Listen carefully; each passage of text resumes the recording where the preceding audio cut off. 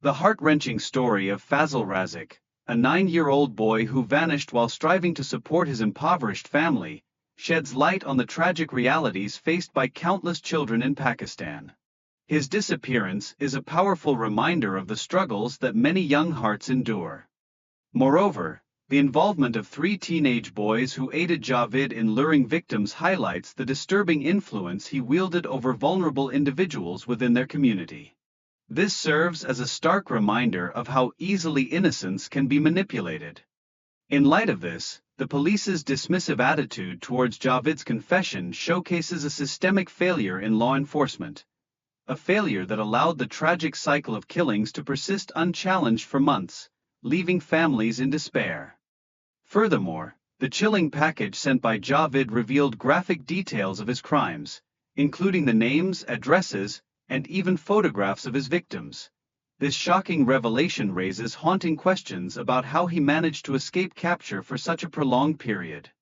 The journalist's relentless investigation uncovered a crime scene that was a haunting testament to Javed's heinous acts, revealing barrels filled with human remains that sent shockwaves throughout the nation. Their courageous discovery underscored the urgency for justice and the serious consequences of inaction.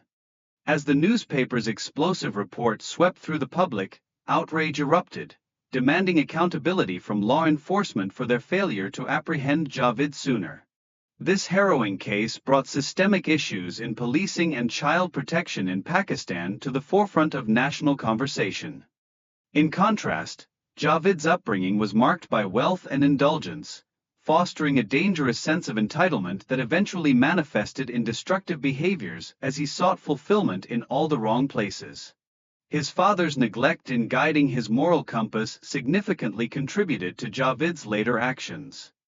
Moreover, despite his affluent background, Javed grappled with his identity in a conservative society that condemned his true self, ultimately fueling his predatory tendencies. This internal conflict between desires and societal expectations ignited a manipulative behavior that preyed on vulnerability. As a result, Javed's eventual marriage became a mere facade, an attempt to meet family expectations while he continued his predatory lifestyle. This choice not only unraveled his family but also marked a reckless pursuit of younger victims that left devastation in its wake. His unchecked predatory behavior reflected a profound neglect from both his family and community, highlighting the failures of society in protecting its most vulnerable members.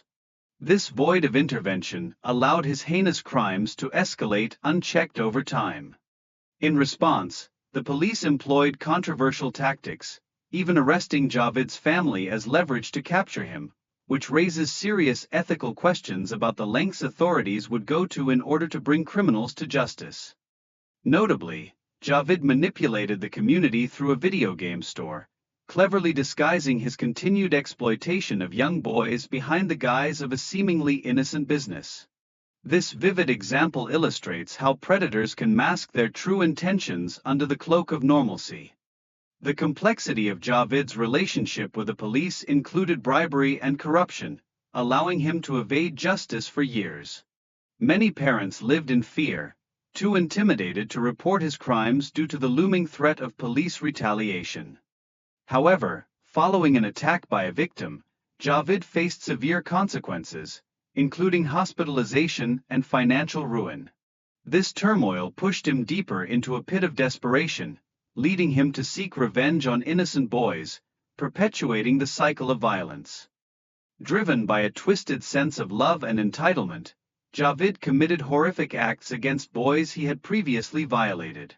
His distorted belief that they owed him for the gifts he bestowed upon them led to tragic, heartbreaking outcomes. The prosecution, armed with a mountain of evidence, including confessions, haunting photographs, and testimony from 105 witnesses linked to the missing children, crafted an exceptionally strong case against Javed, leaving no room for doubt. Throughout the trial, Javed displayed erratic behavior, embodying a sense of entitlement that treated serious proceedings as a mere joke. His outrageous claims of staging murders for a humanitarian cause were not just shocking, they were a testament to his profound disconnect with reality. After his conviction, Javed clung to his innocence, even claiming a divine purpose behind his actions. His eventual death in prison sparked suspicions of foul play or torture, leaving behind a haunting legacy that lingers in the hearts of those who seek justice. In the year 1999, Javed Iqbal went on an unprecedented spree of vicious killings. In 6 months, 100 boys vanished, murdered, and mutilated by the monster named Javed Iqbal. 100 murders, 6 months? How? Welcome back to Twisted Minds. My name is James, and this is the sickening case of Javed Iqbal. Faisal Razik was a 9-year-old boy who worked in a factory folding boxes to make a living. He had a home, and his parents loved him. But they were also terribly poor. So poor that everyone in their family, including 9-year-old Faisal, had to make ends meet, or they would starve. So every morning at dawn, Faisal would dash down to the factory and work till dusk for what was often a measly wage. Now, you must know that Faisal's case wasn't an exception. It was the rule. Back in 1999, poverty levels in both rural and urban areas in Pakistan were at an all-time high. In fact, the Human Rights Commission of Pakistan estimated that in the 90s, 11 million children had jobs, and half of them were under the age of 10. So while his life might be alarming to you, for Faisal, it was perfectly normal. It remained perfectly normal until the morning of the 9th of July, 1999. As usual, Faisal left home in the morning to go to work. But he didn't return that night, and he didn't return any night after. He was missing. Where was Faisal? His employers told his anxious parents that they hadn't seen him anywhere. His underage colleagues had also not seen him. So Faisal's desperate parents were forced to turn to the police for help. But the police were nonchalant. Go check the house of your relatives, they said. Your child probably ran away. Of course, this wasn't true. Faisal hadn't run away. The tragic truth was, 9-year-old Faisal had been taken by Javed Iqbal. The poor boy was one victim out of the 100 that Javed violated and slaughtered. Ijaz Muhammad was another one of those unfortunate victims. His family called him Kaka, after the legendary Brazilian soccer player. But while Ijaz might have been good with his feet, he was also skilled with his hands. At the age of 13, Ijaz and his older teenage brother were full-time freelance masseuses who roamed the streets of Lahore in worn-out sandals and hung out in the gardens of Minari, Pakistan, cleaning colorful bottles of ointment to draw the attention of customers. They also wore ankle bracelets studded with shiny stones that attracted men who paid for head and shoulder massages. Sometimes, and this was a sickening horror of the job, some of these same men would force themselves on Ijaz and his brother. And it was a cruel trade and a desperate existence. But neither Ijaz nor his brother could have guessed that it was about to take another turn for the worse. In October 1999, 2 boys approached Ijaz and his brother in the gardens of Minari, Pakistan. These boys told the 2 hustling siblings that their boss needed a massage and that he was willing to pay double for home service. Ijaz's older brother remembers following the 2 boys for a short distance through winding paths until they got to a house numbered 16B on Ravi Road. There, they met a short, bespectacled man with neatly kept hair, a calm demeanor, and a limp. Ijaz stayed to massage this man, and his older brother left to find other customers. Unfortunately, the short, neat man in glasses was Javed Iqbal, and Ijaz was never found alive. No one knew it at the time, but the gardens of Minari, Pakistan had become Javed's hunting ground, and he had 3 teenage boys who helped him carry out his atrocities. 17-year-old Sajid Ahmed, 15-year-old Mohammed Nadeem, and 13-year-old Mohammed Sabir. They had most definitely been assaulted and brainwashed by Javed, and they helped the serial killer lure unsuspecting kids to his home, where he took sexual advantage of them, strangled them to death, cut their bodies up, and dissolved their remains in acid before dumping it in a river in Lahore. The number 100 was deliberate. It was a number he had thought deeply about before he chose it, and he didn't stop his rampage until he violated his 100th victim. In late November of 1999, Javed sent a self-incriminating package to the Lahore police office. It contained pictures of little boys and a detailed letter where Javed described excruciatingly how he had assaulted, murdered, and dismembered 100 boys. For some reason, most of the policemen felt like it was a lie, a stunt. It probably read like fiction to them. But in the spirit of due diligence, they paid a visit to the address where the letter was mailed, 16B Ravi Road. When they arrived, Iqbal was at home. But when they questioned him about the letter, he snapped and behaved like he was possessed. When they tried to press him for answers, he pulled out a gun and threatened to shoot himself if they didn't leave. So the police left. They didn't even bother to check inside the home. If they had, they would have found damning evidence, enough to prove that this was no joke.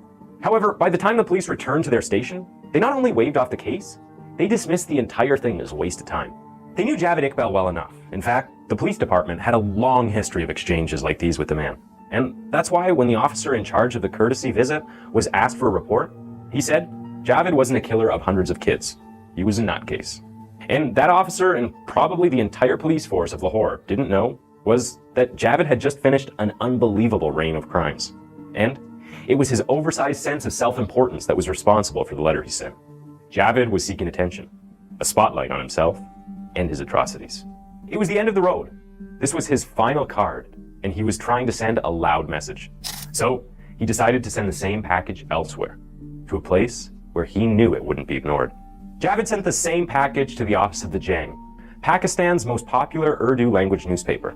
A letter in the package described in excruciating detail how Javed lured boys to his house to sodomize them, how he strangled them and dissolved their bodies in acid. He mentioned in sick, twisted details the exact parts of their body he fancied and the date he brought them in. He also documented the name of each victim, their home address, the color of their clothing, and the shape of their faces. And if this wasn't strange enough, Javed Iqbal also recorded the amount it cost him to dispose of his victims' bodies. Everything from the cost of the acid to the cost of transporting their remains to the river. All of this was bad enough, but for me, the most chilling item in this package were the pictures. Photographs of every child he claimed to have killed. He had taken these photographs before he killed them, before they even knew the monster he was. So, each image had the innocence, often confused eyes of hundreds of boys, curiously staring into the camera, most of them smiling, tragically unaware of the terrible fate that lay ahead. This is why it makes no sense that the police didn't take Javed's case seriously. There was just too much in that package to brush it off as the musings of a crazy person. Thankfully, the journalists who received the package were curious enough to carry out their own investigations. If this was real, it would be the story of the century in Pakistan. But if they were going to publish it, they had to go to the house where the package was mailed from. 16B Ravi Road, an inconspicuous house on a dead-end street. But no one was around. The house itself was locked and abandoned. So the journalists scaled a fence and found their way in. The first thing that hit them was the stench. They immediately identified the pungent smell of toxic chemicals hanging in the air.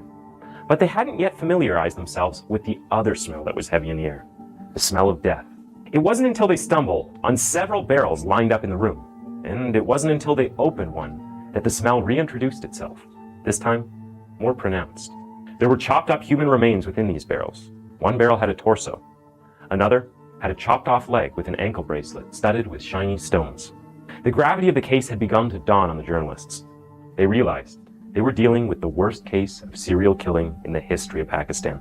Possibly one of the worst carried out by one man in human history. So the journalists went out of their way to contact the addresses of the boys that Javed Iqbal had extracted from his victims before he brutally killed them. And what they found was chilling. Every address was home to a family looking for a son. This was more than enough for a story. The next day, December 3rd, the front page of the Jang newspaper carried a cold-blooded headline in Urdu: "Claim of murder of 100 kids." Inside the paper was the evidence, the details from the letter, the pictures of 57 confirmed missing boys, and the story of a potential serial killer who was nowhere to be found. This was the story of the century. And as expected, the moment the papers hit the stand, all of Pakistan was scandalized. There was an uproar. The citizens wanted to know how this was allowed to happen in Lahore, Pakistan's second most populated city. The government came under serious pressure internally and internationally. The police were dumbfounded, especially because they had bungled the opportunity to arrest Javed when he was right under their nose. As the search for Javed Iqbal began, 100 mothers mourned the loss of their sons as they cried to anyone who would give them an answer. Who was this monster called Javed Iqbal? Why had he taken their sons? Where was he? There was a heap of children's clothing in the Lahore police station, and a horde of desperate parents were identifying the garments that had belonged to their sons. The police had gotten this heap from Javed's home, but they still had no idea where the man was. A week before, they had taken dragnets to a specific lake in Lahore. In the letter from the package, Javed Iqbal claimed he would take his own life by drowning there. But the police and the parents of his victims needed to see his corpse before they believed him. Surprisingly, or maybe unsurprisingly, Javed had lied because the police found nothing, even after searching every inch of that lake. Javed Iqbal was alive somewhere. So they began one of the most extensive manhunts the country had ever seen. But again, they found nothing. where was he? They knew he hadn't left the country, so where was he hiding? That question remained unanswered until one night, the 29th of December, 1999 to be specific. After a month-long search, a man showed up at the front door of the Jang newspaper. His clothes were torn and dirty. His hair and beard were long and unkempt, and his sandals were worn out. "I am Javed Iqbal," he said, "killer of 100 children." For the next hour, while the police made their way to the newspaper office to take him in, Javed opened up to the journalists about everything, every detail of his crimes, and every detail of his life. Born in 1961 as the sixth of 8 children, Javed had a surprisingly privileged childhood. His father wasn't obscenely wealthy, but they were very rich. Rich enough to own multiple properties, businesses, and land, and rich enough to command the respect of everyone who knew them in their corner of Lahore. The only problem with Javed's childhood was that his father spoiled him rotten. Javed was coddled like a prince. When he was in high school, his father brought him a 200cc motorbike and an entire villa for him to live in. He also set up a steel recasting business for the young boy to oversee. While the business might not have been a bad idea, because Javed was very much like his father and had a talent for business. The villa and all the luxuries that came with it exposed the teenager to a lethal mix of extreme freedom and extreme affluence that set him on a destructive path. Javed had cravings, the urge for sex that develops in puberty. However, Javed's urge was intense. It was a strong, twisted craving for sex that intertwined with his growing sense of entitlement and the endless resources his father had given him. And to make matters a little more complicated for him, he was gay. Gay in the Islamic Republic of Pakistan. Gay in a conservative family, and in a conservative society that viewed his homosexuality as a disease that needed to be cured. Ordinarily, Javed's urges would have been stifled and repressed. He would have to constantly look over his shoulder in fear as he sought to find a partner to experiment with.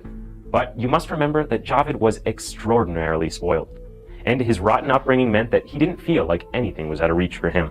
To make matters a little more complicated, Javed also had a mean streak in him.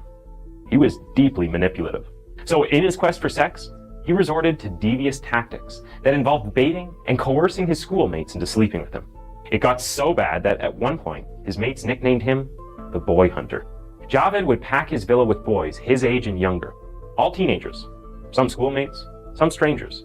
I mean, he was a 17-year-old who had a villa and a 200cc motorbike, all to himself. Even if the impressionable teens weren't interested in having sex with him, they most definitely wanted to be around him. To them, he must have been like a god, a rock star, moonlighting as a student. But Javed's appetite for sex was endless. The scores of boys he had around him weren't enough. In fact, judging by the way he treated them, they were just there, on display for his pleasure. What Javed loved was the thrill of the hunt. Javed preferred lovers he got using his devious tactics. His favorite method involved writing letters to pen pals who he met via magazines. Innocent, unassuming teenagers just looking for a friend. Javed would build trust with these pen pals and then request their pictures. After this, he would create a short list of the most attractive boys, who he would shower with gifts and money. Eventually, he would get what he wanted. Sex, the most vulnerable and agreeable of the lot. Unsurprisingly, this obsession with sex became a problem in his family. Their obvious concern was the fact that he was gay. It was a sin in Islam, their religion, a crime in the state, and a taboo in society. They were convinced they had to stop Javed and cure him before it was too late. Surprisingly, Javed's father didn't share their perspective or concerns about his son. In fact, he went out of his way to shield Javed from his family and refused to allow them to interfere with his life. Unsurprisingly, Javed saw his father's protection as a badge of approval and proceeded to immerse himself more in his depraved craze for sex. This would continue into Javed's adulthood. As you already know, Javed's sexual partners didn't mature with him. In his early 20s, Javed continued targeting teenagers and preteens. Javed wasn't just a queer individual trying to be himself in a conservative society. He was an oppressor, a predator whose obsession had matured into a cancer that was about to cause one of the most devastating and controversial events in Pakistan's history. Javed's father might have begun to see the problems during this period, especially because his beloved son showed no signs of settling down. And when the old man tried to initiate the conversation, the young man resisted. He had no intention of marrying a woman. So for the first time, Javed's father joined his family against his son. When the pressure to get married was intense enough, Javed searched for a compromise and found it. He said yes to one of the brides his family proposed to him. A wedding was scheduled, and in 1983, at the age of 22, Javed Iqbal got married. Big mistake. Unknown to his family, the only reason he agreed to marry this woman was because he was sodomizing her underage brother. And as some family members would later recount to the investigators, The boy was the only reason he gave the marriage a chance. By now, the family was becoming aware of who Javed had become. They were trying to maintain the family image. Unfortunately, that illusion would shatter when, a few months after the wedding, the marriage was dissolved. Not long after, Javed would get married once again to the youngest sister of one of his boys. And just for context, girls as young as 14 were married off at the time in Pakistan. So you can make a safe guess that the boy in question was also underage. This marriage didn't last either. After his second marriage failed, Javed's father stopped trying, and his family gave up on him entirely. This was exactly what Javed wanted. Now, he was free.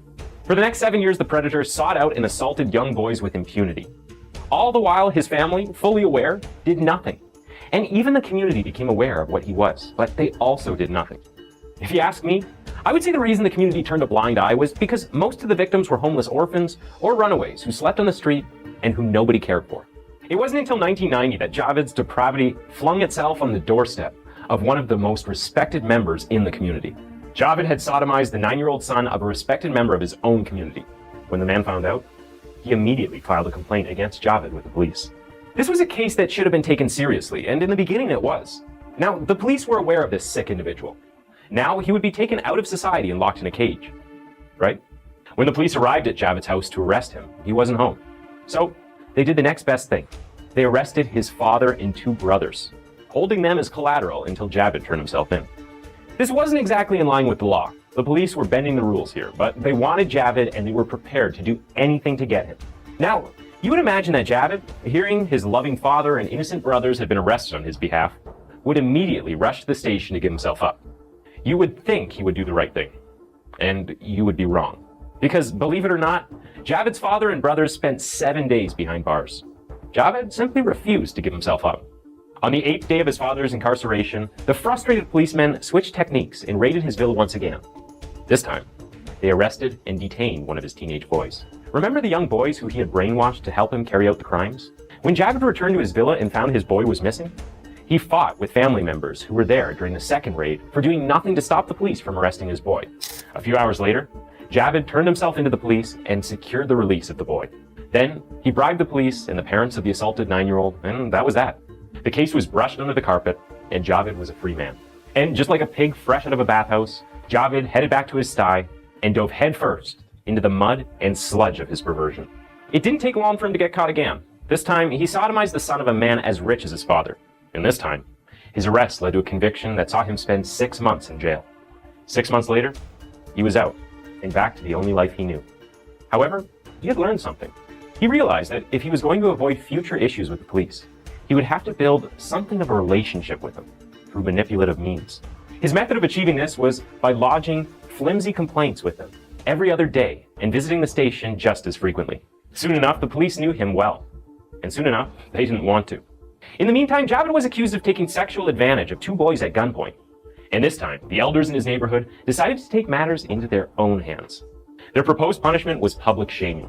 Javed was brought before a council where he confessed to his crime. Then he signed a document where he promised never to touch another boy again. Photocopies were distributed across the area. Then, Javed was forced to visit 100 shops in the main market in their neighborhood where he apologized for his crime. But you cannot shame the shameless, can you? Really, this was nothing but a ridiculously civil punishment for a ridiculously vile crime. Ideally, Javed should have been either thrown into prison for life or been permanently exiled from the neighborhood, but he wasn't. And I personally suspect it was because of the status of his father in the community. No one wanted to offend the old man by heaping more disgrace on top of the shame his son had already brought to his family. But if that was the case, then goodwill was about to expire. Because not long after, Javed's father passed away. And true to form, despite the fact that Javed had been the bane of his existence while he was alive, the old man left him a sizable portion of his estate, about 3.5 million rupees. Javed immediately began to spend big. He built a large house in Ranatown in Lahore. There was a pond, a basement, a swimming pool in the backyard. It was luxurious. Javed also splurged on cars, 4 of them.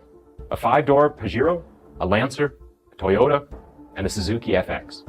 The Pajero was his favorite, and he was often seen in it, driving around town with the boys he molested.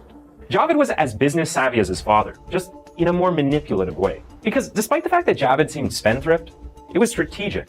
Every item, gadget, property, and vehicle he bought served the purpose of furthering his perversion.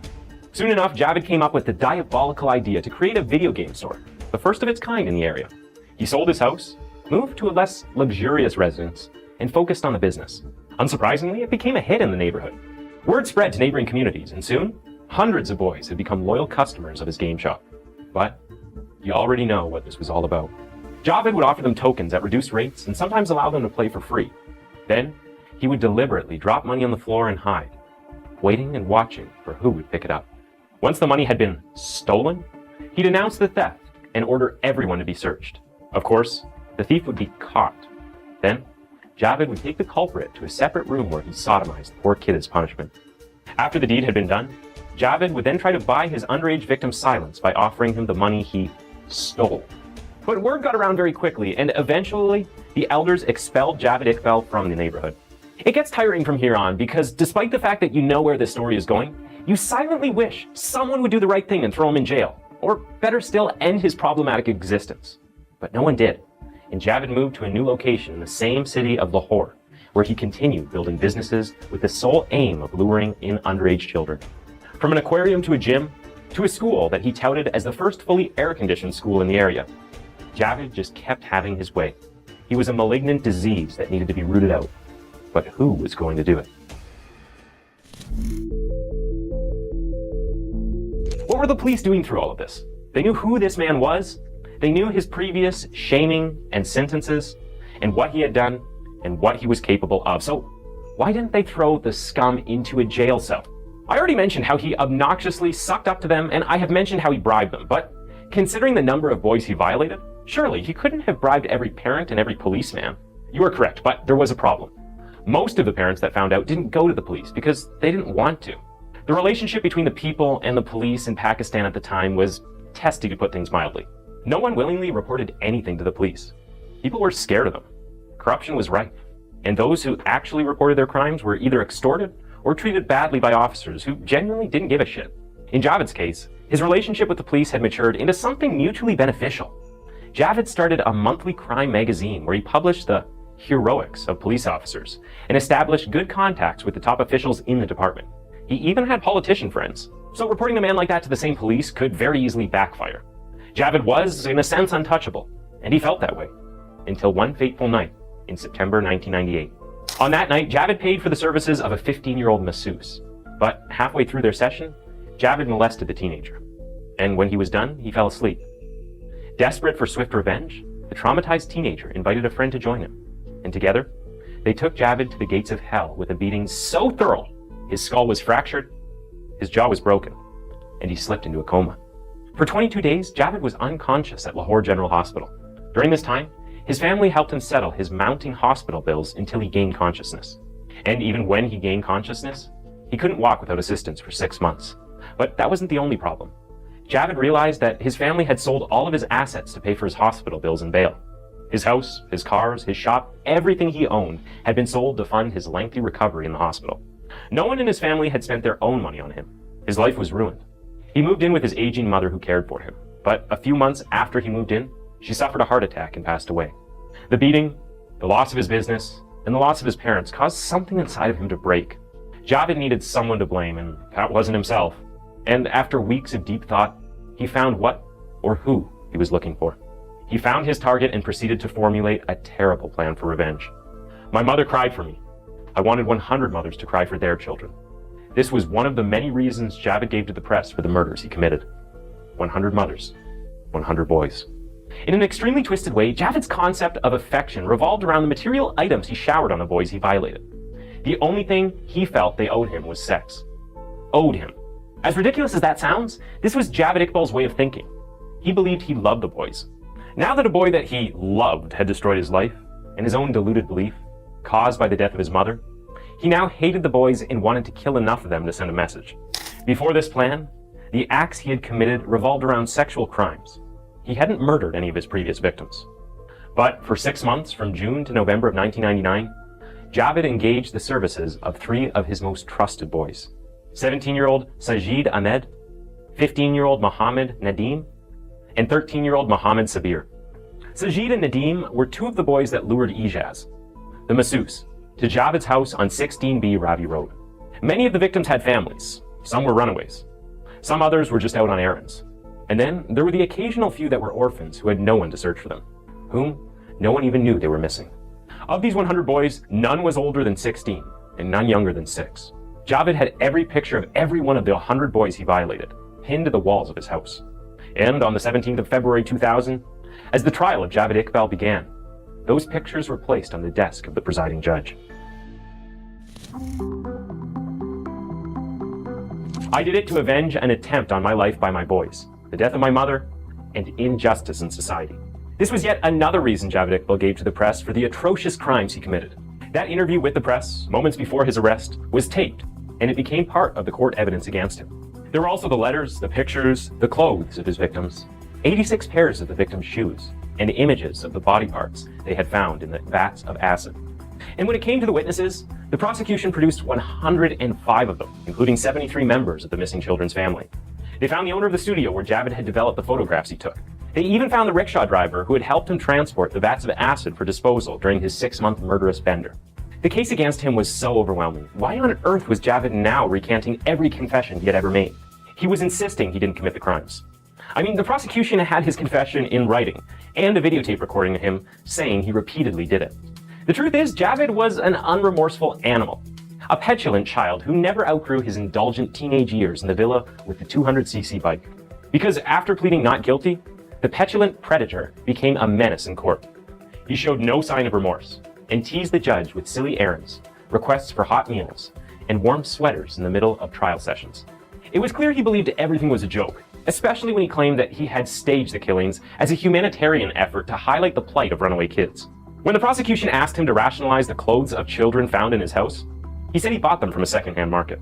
But parents of the missing boys had identified many of these clothes. There were mothers showing stitches that were unique to their style, along with pictures of their missing kids wearing them. Again, the case against Javed was undeniable. There was no doubt that he committed the crimes, but the case had become a global affair, and the international community was watching. Javed knew that nothing illegal could be done to him during the trial. At some point, he even felt he could beat the case. Why? Because the police had bent the law themselves in their bid to bring Javed to justice. During the manhunt, a friend of Javed was taken by the police for interrogation when he suddenly jumped from a third-floor building in the police station to his death. This was the police account of events. When an autopsy was conducted, there were signs that Javed's friend had been tortured. Meanwhile, during one of the proceedings, Javed's lawyer claimed before the open court that someone powerful had approached him to abandon the case. If this was true, there was a conspiracy at play. If it wasn't, Javed's lawyer perjured himself to gain an advantage in court. No one knew what was true or false. However, Javed's lawyer stayed with the case till the end. Another argument for Javed's innocence was why none of his neighbors had said anything when one teenager after another vanished into his house. It was a reasonable argument, but it lacked legs, because if the judge was going to consider the chance that Javed was innocent based on that premise, the defense would have to have had proved that at least one of the missing 100 boys was alive, and they couldn't. And so, after a month of a rigorous trial process, the judge found Javed guilty. He ruled that Javed and his oldest accomplice, the 17-year-old Sajid, were to be hanged at Maniri, Pakistan, the same garden where they lured in most of the boys. And he ordered that their bodies be cut into 100 pieces and dissolved in acid in front of the families of the victims. While this might seem like a fitting sentence to you, it was an emotional sentence that violated Islamic tenets and a couple of human rights laws. The Pakistani government condemned the sentence and deemed it unconstitutional. It was amended, but the death sentence stood. His accomplices were given lengthy sentences, and they were all sent to maximum security prison. But even in a maximum security jail, Javed's bloated sense of worth and entitlement persisted. In fact, his admission of innocence took a religious turn. He told one visiting journalist that he was chosen by God for a special purpose. He told another that he intended to appeal his case and that he had NGOs lining up to defend him, which was not exactly true. Whatever was going on through his evil skull would eventually come to a screeching halt a year after his conviction. Javed, along with one of his accomplices, were found dead in their cells. They had used their shirts to hang themselves. This was the police report. When the autopsy was conducted, there were signs of torture.